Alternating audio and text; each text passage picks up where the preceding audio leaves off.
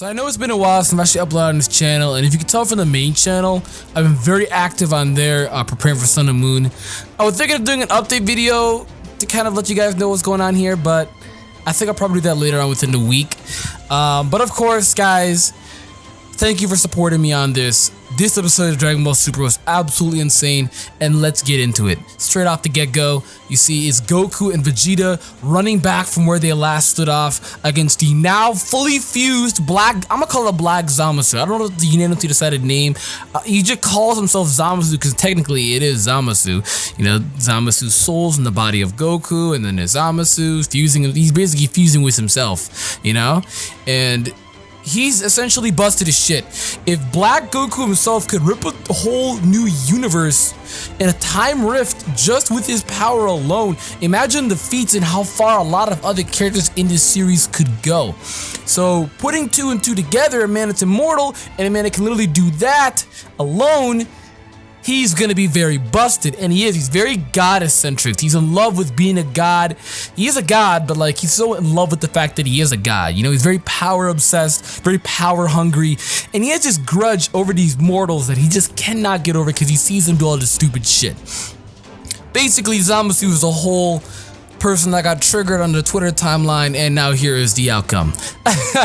But essentially, he's very busted. There's gonna be little to no ways on beating him. The Mofuba, I don't think it's gonna be able to seal something like this. Just seems like it's gonna be strong enough. I feel like if anything, and from what I was thinking, what made me really realize this is the episode before this one, when they were fused, and then they ended the episode off like that.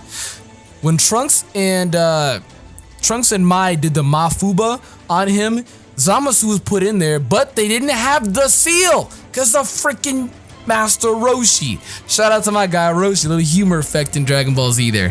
And this really made it to where Zamasu can just kind of escape, and that's it. Once he's out, and they're fucked. So essentially, I knew that once I saw that the only way they're gonna have to end up defeating him is they fuse and beat the shit out of him, and then probably put him into the Mafuba, or they just kind of beat the shit out of him. He's immortal, so he can take all these blows, you know? But again, at the same time, Kid Buu was immortal as well. He took all those blows. If you give him a move strong enough, you're able to essentially eradicate them. Like, if you burn off every cell, that's it. So, I mean, they do things strong enough like that, and they end this episode off showing us some strong thing that we needed, and it's gonna be Super Saiyan Blue Vegito. There was a lot of controversy, a lot of theories into thinking, are they just gonna do a fusion dance and Gogeta's gonna be canon with Super Saiyan Blue Gogeta, or are they gonna get the Potara rings? And since two Kais are right there, they could easily get the Potara rings and fuse. And can we take a moment too to realize how short it was? Like, how like they barely mentioned it at they're like, next time, and you see Vegito was fighting the entire time. No Goku, no Vegeta. They don't even show how they fuse, just Vegito the entire time. They're like, oh, we're getting stronger, we're doing better now. It's like, Toriyama, you're very slick here because you're not even telling us that it's Vegito. The character and the appearance himself says it all, you know? So that's just the message of how strong Vegeta shows himself. Seeing the character himself says it all.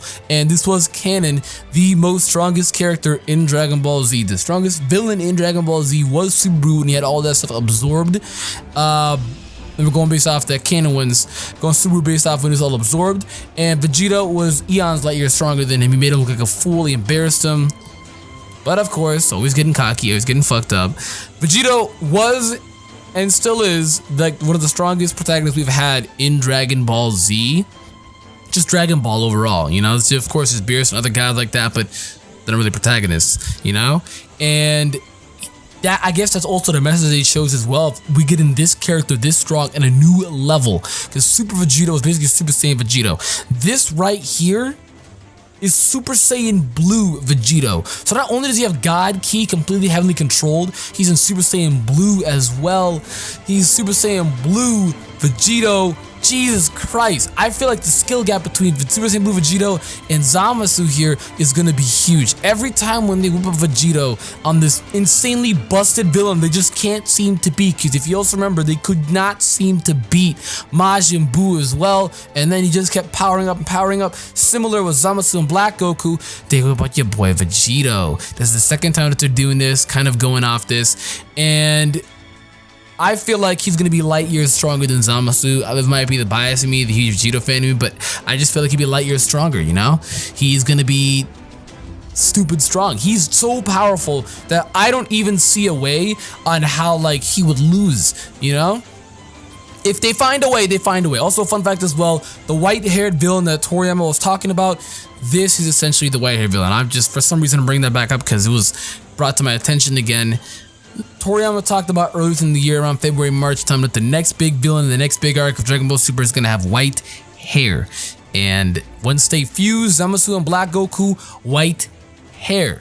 So this big villain that he was talking about is Zamasu. And he did say it was going to be one of the best arcs. I'm not going to lie, it really is the best arc from Dragon Ball Super, if not one of the better arcs from just the whole Dragon Ball series overall. It's such an incredible arc. It's even gone viral to the point to where it's becoming more popular now than One Piece. And over there in, you know, in the East, One Piece has been like the largest thing there. But now that they see that Dragon Ball Super is passing it because of this arc, that's saying a lot, because One Piece has just been dominating for years. So this is huge. This is huge. Two great animes, of course, but this is huge.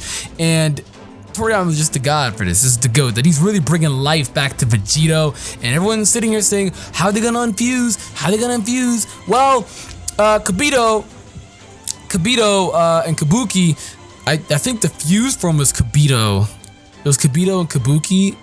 I don't remember the other dude's name, right? Basically, those two, they unfused through the Namekian Dragon Balls Purunga. They can simply just unfuse the Namekian Dragon Balls as well. I highly doubt they're gonna go to the Super Dragon Balls and unfuse like that. Eventually, this also does mean now, though, that Vegito can easily come back. You know, how long will Vegito be a thing? How relevant will be a thing? Is this the last time? Because they do hint off multiple times Goku and Vegeta like fighting with their own raw power. That's why Vegito didn't come back again within the Buu arc and how they ended off Dragon Ball Z. That's why he didn't come back. They could have easily brought him back. They could have easily ripped the shred out of Super Buu, and as well if they just fucked that Kid Buu, but no. They did not. They like to fight with their own abilities. And that's why I feel like we're probably not going to be getting Vegito again.